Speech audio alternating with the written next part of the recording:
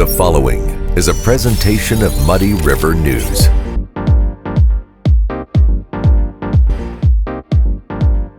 Okay, wow. Swish my swish. Swish, swish. Yeah, so we've had a lot of stuff going on lately, as usual. Seems to be kind of the case. And one of the things that popped up this week, again, as it seems to be a pending issue, is the rental housing market. Frankie owns rental properties, correct? Yeah, I got it. Yeah, a couple. Yeah. But I mean, other people in town, you know, you've had a steady drumbeat of people who are showing up every Monday night at City Council and complaining. And then you've had tenants who are there complaining. And then some of these tenants also have their own issues, but then they have issues with the landlord. So it's a very difficult process, I believe, and to be in the rental business. And if you are a renter, that relationship doesn't seem to be the easiest right now in a lot of town. Is that a fair statement? Yeah, so there's this idea that the rental market in Quincy is not very good, meaning there isn't enough inventory. Maybe the rates are too high. There's reasons why there's not a lot of inventory. There's a reason why the rates are high, if they are high.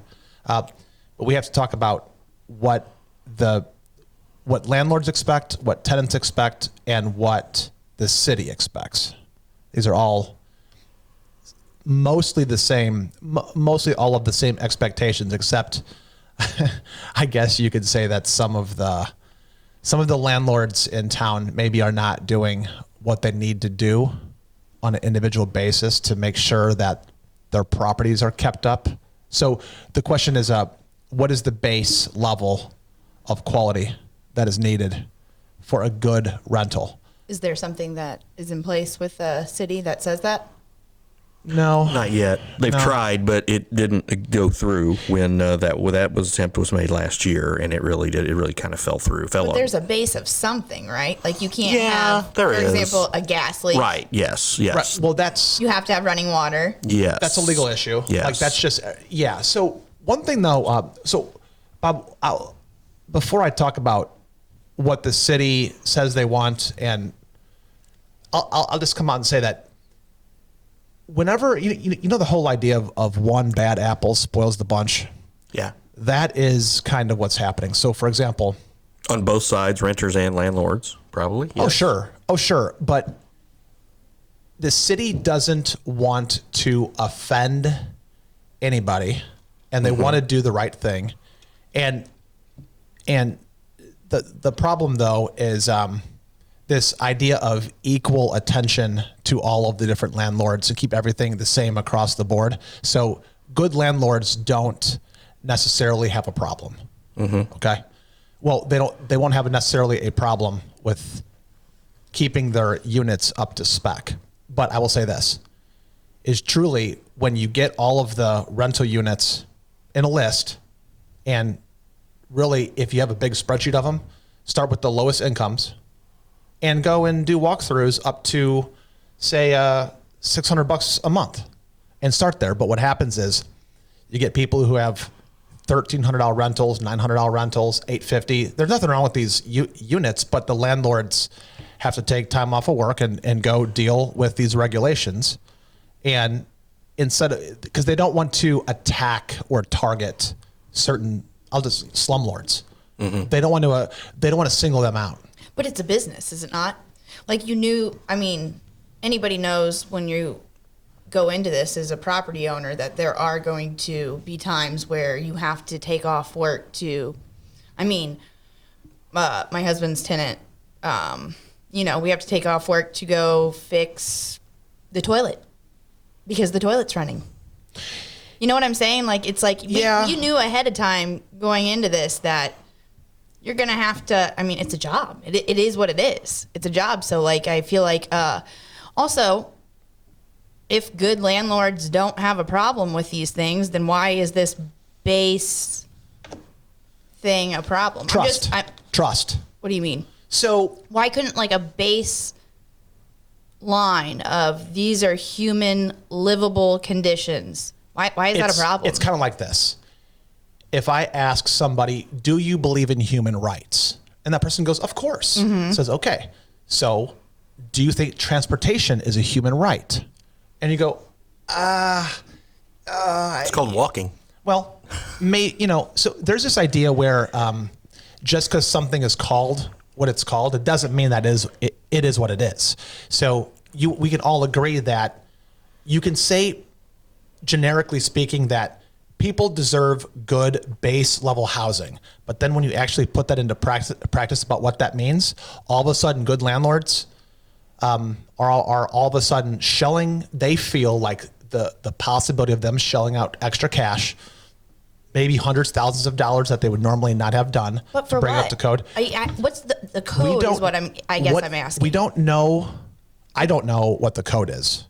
But if we come up with a code that is just basic human living conditions, which I thought that was already in place, but maybe not, I don't see what the big deal is. And if people want those $600 rentals where, I mean, all you have is running water, this, or this, who's to stop both sides, you know? So do you, I've been through this so many times. It's kind of like this.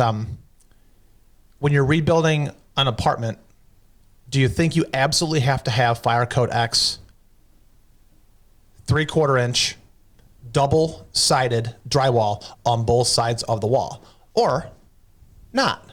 Yes or no? It's easy, right? It's not easy. I'll go even further. Do you think it's fair in the year 2023, when we have the technology, that if you want to build a restaurant in one of these downtown places, so this is now we're talking about commercial real estate, not residential. Do you think it's fair to make sure that all of the new rehab construction has sprinklers, or do you want people to die? Do you see what I'm saying? Yeah. It's like, are you saying that baseline fire isn't the base necessity of human life? You don't want to put that money into a sprinkler system? Well, the developer says, yeah, no, I don't. No, I don't. So I'm jumping to commercial real estate, but the idea is, for example, if you've got 3 toilets in a residential, I'll go back to residential. If you've got 3 toilets in a residential home, what happens if the city says these toilets have to be 0.5 gallons per flush? But why? Because that's the basic level code of decency when you're trying to build a base level code for the future, because we care about the planet. But I don't think that's what these people are arguing. I think they're arguing they're arguing because they don't know what the code's going to be. Also, but I think they're also just asking. I mean, all these people that have come to the city council are just they're not asking for 5 flush toilets, They're asking for their black mold to be or clean, they're asking for, but also the other problem is, though, they might be asking for things that are not as important or what have you. They might be asking for important things, and they might be asking for unimportant things. I guess that's all in the eye of the beholder. But say they ask for something to be done, and they say, I'm not paying my rent if you don't fix this. And they haven't paid their rent in 3 months. Then the landlord's like, well, you haven't paid your rent. And it's like, well, you haven't fixed my stuff. Then how does that get resolved? Who steps in that situation? usually goes to a civil court. So, Which, by the way, I've gone to court over evictions where the guy's got a meth lab in my unit, hasn't paid the rent in 5 months, had a dog, can't have the dog pees. I spend $5,000. I win in court. yeah. And the guy, before he leaves, writes me a check for $25. That was 4 years ago. I'm never getting the $5,000 back. No. It doesn't matter if you go to court. It doesn't matter. So when someone is judgment proof, it means that even if you get a judgment in your favor, where's the money? Yeah. So I will say this. The people that say I've got black mold and this landlord can fix it, if he puts on a new roof and rips out the infrastructure, seals the foundation, puts in the dehues, fixes up all the stuff, all he's got to do is spend $37,000 on this property, and I'll pay the rent. And the landlord's like, no. So we're talking. But then you allow your tenant out of the lease. That's I think should be It shouldn't be really an argument. It's we find this out. Okay, I have this. well, you still have to pay your rent. I'm not paying my rent until you do this. It all kind of boils down to basic human decency. Yeah, it also boils down to lack of trust in government, because what will happen is the people who are against these regulations, they say, okay, so what you're saying is we're going to have this new addition to the city government. We're going to make government bigger.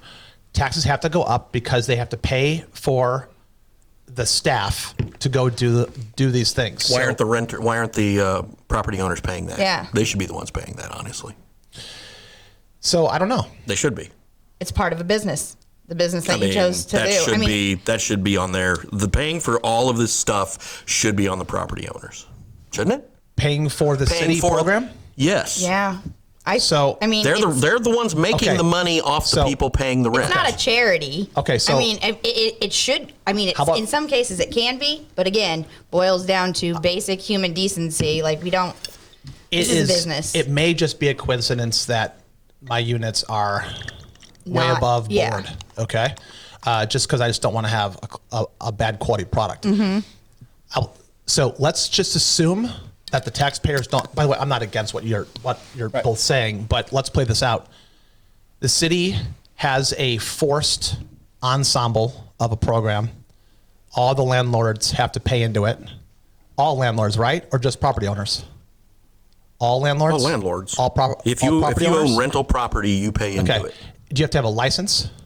Do you have to have a license to own a rental property? I'm saying. Do you have to have a license to own a rental property? No. Really? No. Really? That'd be my first thing. No, you don't need a license. Oh. You need 20% down when and a contract if you want or to a borrow. lease. So if you want to own rental property in Quincy and rent it to people, you don't have any license or pay a fee for that. Correct. Well, there you go. Okay, so let's add the fee to the landlords. Yeah. Let's do it, okay? So all the city employees, let's figure out what we're going to pay them. Let's pay them a lot, right? A lot. Let's staff it. Let's get the right team together. Let's staff it with. You can't pay that. You can't do that in terms of a government program. You can't. That's what we're talking about. You can't work that, but you can't work the math back that way. What you have to do, these people are already going to be part of whatever the Bevelheimer's department. So if they're part of Bevelheimer's department, he has to add 2 people, and he just says, okay, we need. We're going to start charging 2%. You're going to have to. Any property owner who has rental property is going. We're starting to charge them a 2% fee on the value of their rental property or whatever, however they want to. I don't know how you figure out what the fee is, but there should be some fee for this that then goes into this program that allows some of these changes to be made. 2%? I'm just spitballing. I don't know. So 2% went a long way in other places. Well, hold on. So I just calculated what my annual out is going to be when I know how much I make. Yeah.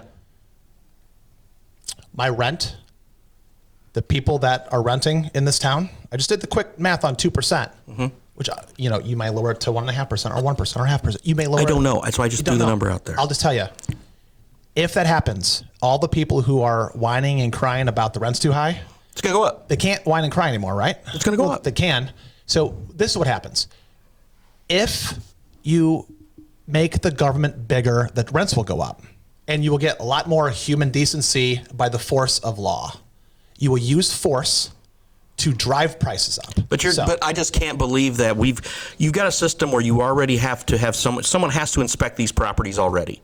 And why is it that we don't have people who have rental properties paying something? I don't know what the percentage is. I don't know if it's a flat fee, if it's, if there's a range, if your property is X. If you say, okay, if you're going to charge this much rent, then it's going to be a percentage of that. I don't know what that number is, but there needs to be some way to have the property owners, if they want to say in how their stuff is going to be managed, which is what they don't want the city coming in on them, then they should contribute this in order to have a say in how this program is created, if it ever gets created. I'm saying right now it's probably never going to get created because the city council is going to sit on their thumbs, but that's just me. So I think if you got all the landlords in town, they would be for that if some concessions were made. Sure. Such as no pets, 0.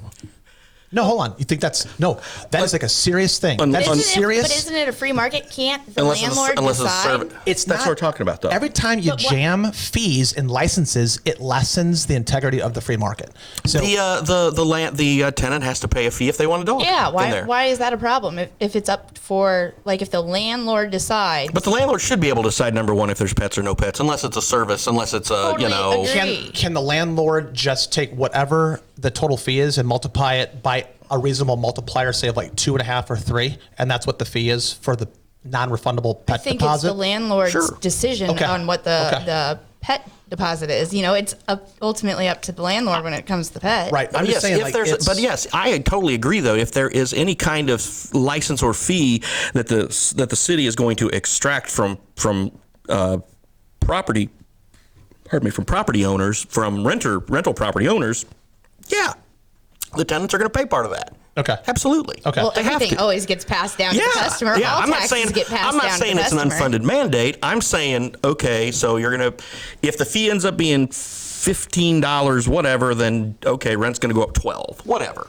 Something that's close. Sure, they should be able to do. They should. Yeah, you can't cap the rent if you're gonna charge this thing. No. Yeah. So as long as everybody understands that the price of this is high rents in Quincy. So I think They're already high. But yeah, I was aren't just they? about to No, say. did you just say that? I was just looking at the high rental. Like, I was just looking at the market. Higher. No, so I think it also ultimately depends on the landlord. If the landlord's going to eat the whatever basic, decent, human decency. I just realized, again, I told you about Mike's tenant. Great tenants. I think they've been there for like 10 years in a condo that was similar to the condo that Mike lives in. You need to raise your rent. Like, I mean, comparatively speaking, and seeing like what everything else is, it's crazy to me. I'm looking at this property, which is a condo of 2 or 3 bedrooms, and I just saw something on really close by the river on the north side of town, a 1-bedroom for comparatively to the same price. I'm just like, oh my goodness, there should be, but people are going to pay what they want to pay too. Right. But again, I'm like, there are prices that are outrageous. It kind of ultimately depends on the landlord and if what they want to set it as. If you want to have, I think he's continuing to stay like where it is. Cause like I said, 10-year tenants, that's really hard to find. I think that's why my boss, he's also a property owner who owns the bar. I think that's why like everyone just, most of all his tenants stay for just years and years and years. And a lot of it is because he's not raising the rent. It is what it was when, you started. I know that like I'm eating costs, but at the same time, I'm eating less costs by going through tenants through bad relations, what I'm saying? Like, sometimes is in a business, even you eat the cost for it in the long run. Or you eat it short term, so in the long run you're gonna be okay. There's a little upfront process. I want to move on real quick to the next topic we want to talk about, because it also sort of deals with. The rental thing is a citywide issue, not necessarily a downtown issue, but also we have the downtown issue of the concerts, and something that so we have most of the concerts have been approved of. They're going to be playing over at on the Rail in the city-owned lot next door. A couple of them are going to depend on what the city ends up doing with that property. I know that Scott Edlin has made a good attempt to bring some really good acts in and to put on some good shows, and some people have enjoyed them, some people had issues with them, and I think what Scott's trying to do right now is work with the city and also work with the neighbors to say, hey, let's make this happen. Obviously anything that brings people to Quincy is what we're all kind of shooting for here, right? So I don't know why we wouldn't all kind of work together a little bit more on this. Now, that being said, before you go to the city council, before you start signing contracts with all your artists and everything, you might want to have every I dotted and T crossed. I mean, that's I'm saying that as well. So, but anyway, I went to a couple of the concerts last year, had a great time. Looking forward to going to them this year. Hope they do well. And again, it's just like with Blues in the District or anything else. Let's bring more stuff. When the weather's nice, let's bring more stuff to do Not only downtown, but all over town. If people want to have concerts in Mormon Park, hey, I'd be willing to do that too. So, who are the people who don't want those concerts? the Lincoln Douglas people, apartment dwellers. Apparently, the music was too loud, too late. Now I know they cap it at Blues and Districts capped at 9:30. So, and Scott said that the main acts will play early, and then they'll have like the supposed headliners will then play afterwards, and then so if it gets late, they'll just go, and the main players will go right off the bat and play. So that's one good thing. And then a couple other people downtown didn't like the way Scott was conducting his business or whatever. But still, I think he's put on some good shows. I've had a lot of fun there, and I hope that everybody can kind of agree to make this a success. So Yeah. So if I noticed that kind of behind the scenes, there's people who don't really like these concert series. I'm not one of them. I like seeing as much music as possible, as much art, entertainment downtown. And I think there's a healthy rivalry downtown right now in Quincy. And no one is really rooting against each other that I can see. There's actually really a lot of music venues kind of opening up downtown. In terms of what experience Quincy's doing with the X Company, the Armory, is, and there's what's the wedding venue that just got the Corinthian and the venue are two. Yeah, and the venue. Yeah, I mean, so there's lots of stuff happening. I think it's the outdoor stuff that is the issue, or maybe the fact that Scott is pushing into the Newcomb Hotel property. That was a close one. That was. That kind of stuff irritates other property developers, but I don't really see a problem with people putting on live events downtown Quincy. Now, in terms of getting the acts, what is it? Cart before the horse. Cart before the horse, or asking, what is it? Asking for permission or Question, forgiveness. Can we clarify that? Did he not get permission from the mayor? There was it wasn't approved by the city council. But did he not have a conversation with the mayor that said, hey, get on this? If it's not signed, it doesn't matter. Don't take some. If you've dealt with our local government in any way, shape, or form. True. Yeah, I want something in writing. I guess. Yeah. I think he's, I don't know. I guess I don't see the issue. I mean, I understand that, there's a developer interested. There's always been a developer interested. Well, that lot's been vacant for almost 10 years now? It's not longer than 10 years? Let it go for... And plus, what are you really going to put there? I mean, it's not that big. Amphitheater? Not hardly. Well, that I don't think... One, why couldn't Scott buy it? They won't sell it to him. They won't sell it to him. I'm assuming because it doesn't have the ordinance plans or whatever for the square. No, because he puts on too many live acts. I guess. But it's like... Scott, I don't think you put on too many live acts. I think it's amazing. It's like he's doing what we are supposed to do. He's busting his ass trying to make the stuff work. The grassroots style of bringing this stuff in. He's not getting He didn't tax need some money. Committee. He went and did it. Yeah, and he didn't get tax money to do this. Yeah. My headphones are really freaking pissing me off. Take them off. They're making me as mad as that poor. I feel bad for the guy because he really did. He put his all behind it. He took risks, own personal risk. I mean, is he making money off these things? Yeah, but that's how it's supposed to be done, where you take it out of your own pocket and make these risks. And now look at what the city is doing to him, in regards, you took this risk and you did it for who? I mean, ultimately, he kind of did it for the Quincyans, that's what we wanted, right? Was bringing people, the cry was bring live acts here. I'm pretty sure he's lost more money than he's made at some point in time on some of these acts because of weather and this and this. So, when we have this cry and then, you have people that want to do things like this and then, I don't know, this stamp down on him stunk. I like to make the observation that in Quincy sometimes you have to rescue a tree full of kittens before you put on a live act.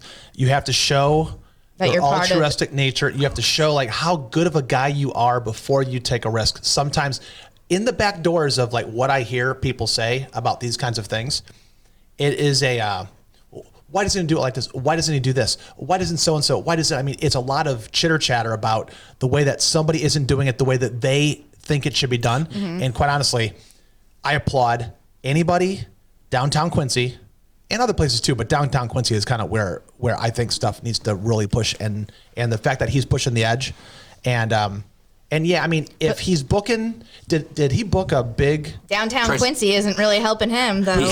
He bait Tracy Lawrence. Yeah. Tracy Lawrence. So that's a pretty big act, right? Yeah.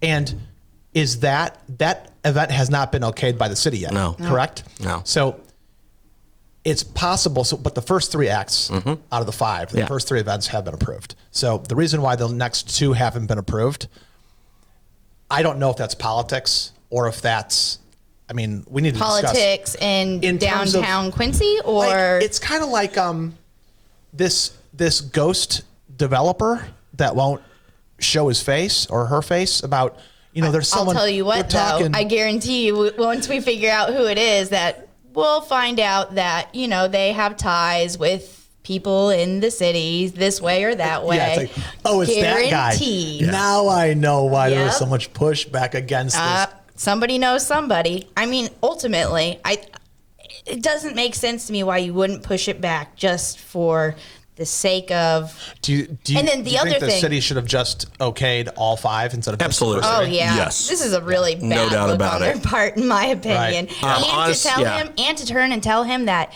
hey, you need to clean this up afterwards. Which, hey, that's fine. I mean, I think He should. He should, and I think he does.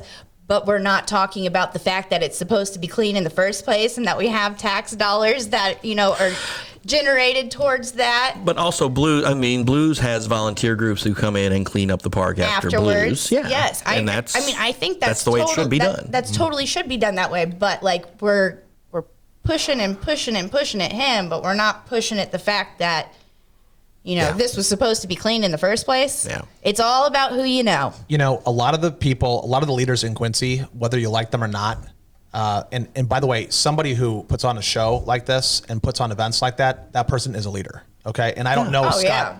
I don't know Scott that well at all. I just know the things I know of him are all positive. Yeah.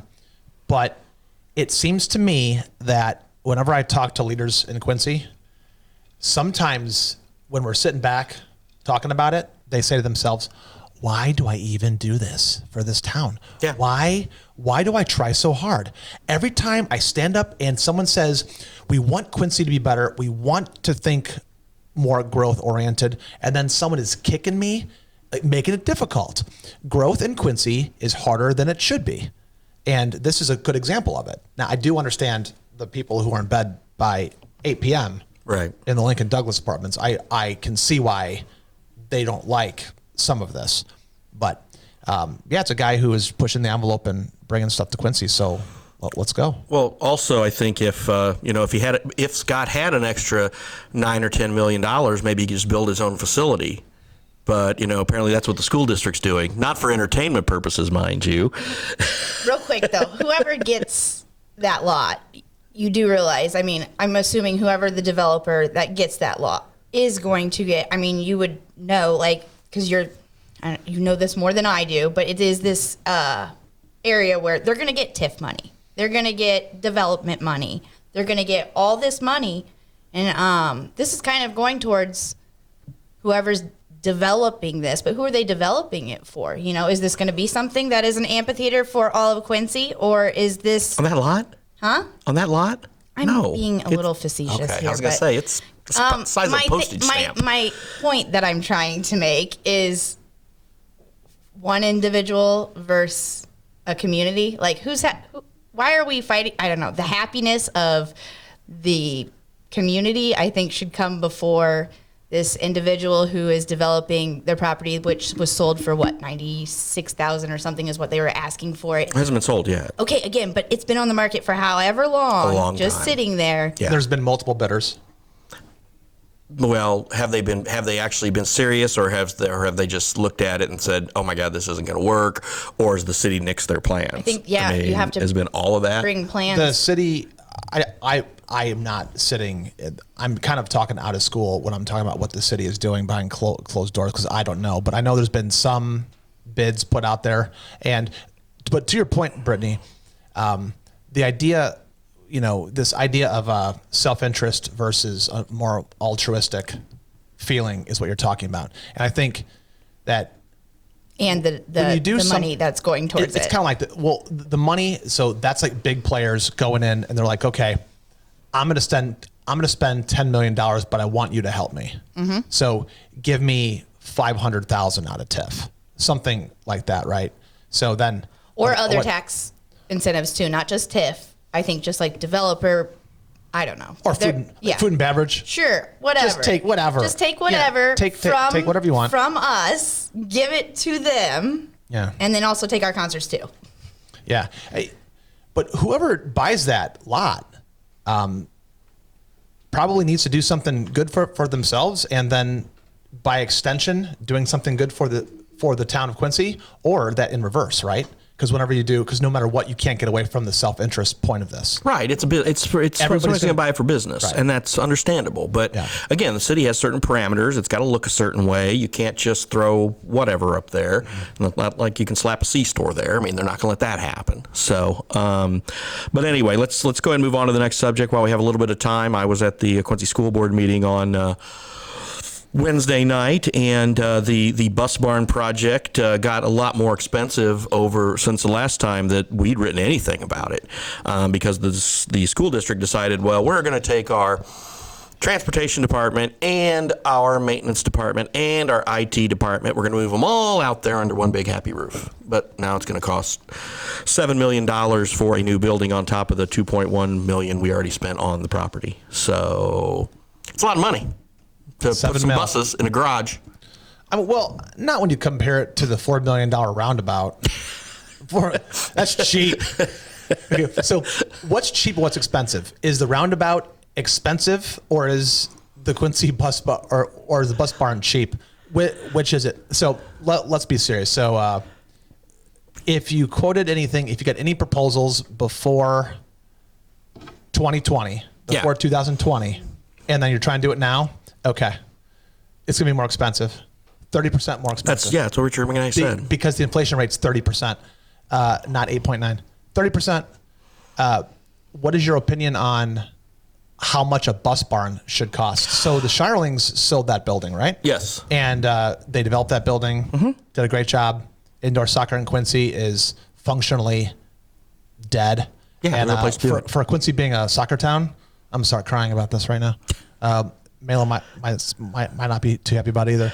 But if you want a bus barn, how much does it currently cost for the housing for all of the buses? I don't even know how many buses we have. Well, the problem is you've got it at 20th and Hampshire right now. You're like 80. There's like 85 buses. Why? Right, Okay, but why how was much that does a it problem? cost? Because of the noise ordinance and it was loud, and they had to move it because the Illinois EPA had said they were making too much noise in the neighborhood. Now the buses had changed to. I wonder how many people lived there before. But a lot of people were complaining about it, though. I mean, still- it had gotten. you We'd knew done where- stories you knew where on you were it. gonna live. No. It's a The $7 buses million got problem. louder because buses used to run quietly. Now they're louder with the beep beep beep beep. That's some really loud noises at 6 a.m. I get it. Okay. So they have the backup. I got it. Yeah. Okay. And then just the traffic in general But anyway. my question is, how much does it cost right now to house the buses? It's in some old building. It's like, And it's also at Flynn. it's at Flynn. So But those pumps they said last night also a new thing was the pumps had to be replaced at Flynn anyway because they're past their life. So they got to put those. They got to have new pumps anyway. So that's great. Put your new pumps at your new place. That's fine. Open up your building. Put your 85 buses in there. I just don't see how that costs $10 million. I just don't. wait, is it 10 or 7? Okay, I'm talking about overall grand scheme, adding the cost of the land and everything. Oh, the $7 million doesn't include the cost of the building? No, the $7 million is the building. Okay. The 2.1 for the land. He's asking, wasn't that included? No, it's 2.1 for the land, 7 for the building, Oh, so 10? and So we're with 10 mil? contingencies. And once it runs, it's at like 9 point whatever right now. It's going to be 10 by the time it's all Okay, done. so add 20%. Yeah. Because whatever they're saying it's going to cost isn't true. You can't, listen, it doesn't matter. Like when you're in government, and this is like, I don't know if we're going to have any school board discussions next week or not. If we're going to talk about elections, I don't know if we're going to talk about that or not. But people who are running for government, These people, I cannot believe this. Let's call it 9 or 10 million, whatever it is. When I texted you earlier, I thought it was 7. I mean, I was choking at my desk down the street over 7 million. I don't understand how when somebody please help me. Please help me. I'm going crazy. At 40th and State, it's a $4 million problem. No, it's not. The bus barn situation is a $10 million problem. No, it's not. No, it's not. It's not a problem. It's not a $10 million problem. It's a lower number than that.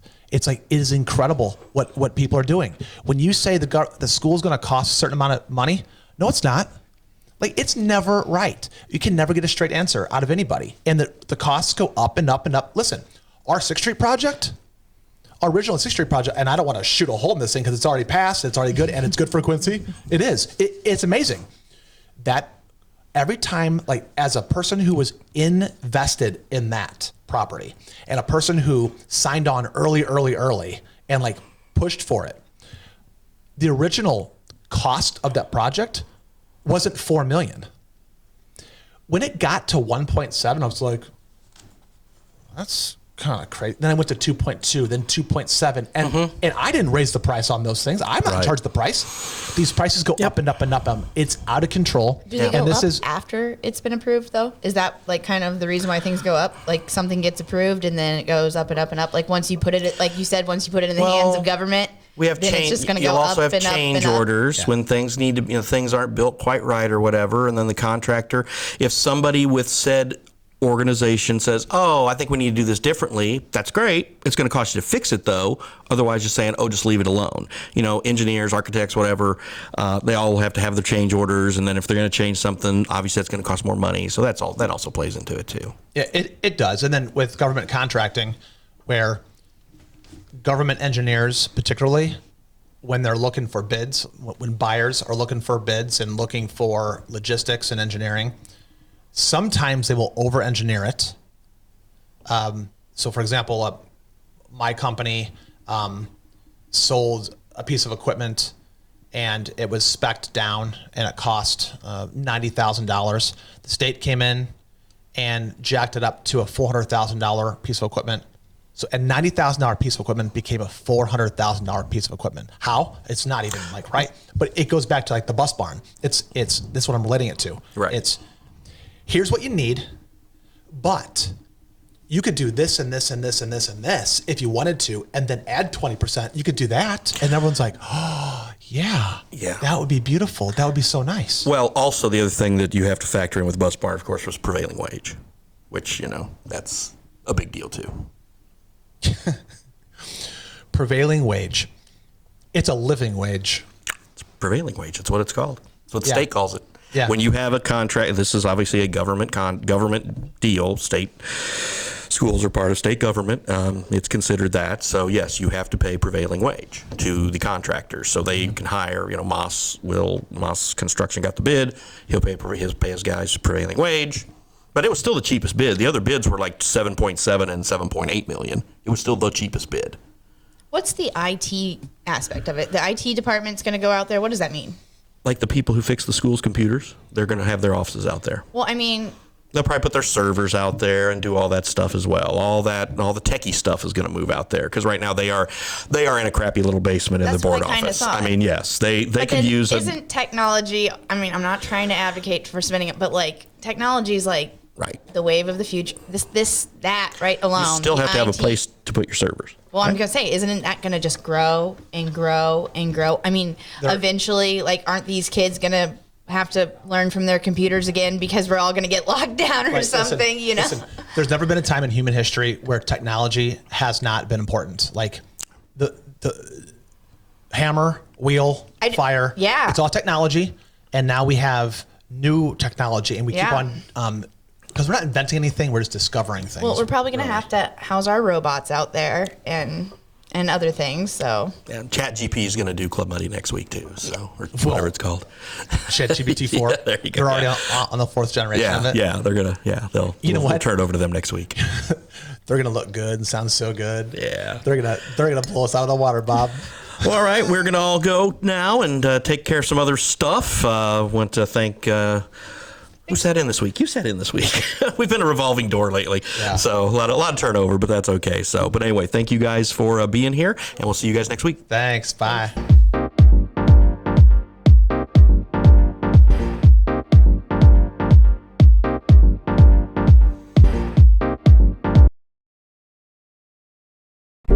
Muddy River News. Our home, our news.